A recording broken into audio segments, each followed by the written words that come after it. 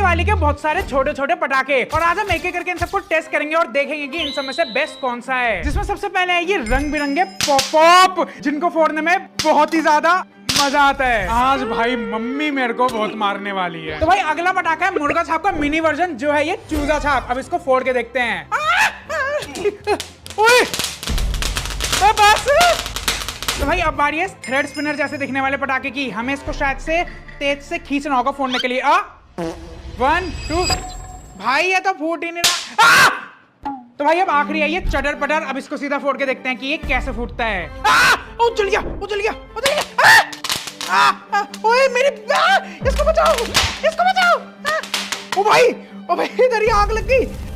अबे आग बुझा। ओ भाई ये वाला सबसे बेस्ट था। अब आप लोग कमेंट्स में बताओ कि आपको सबसे ज्यादा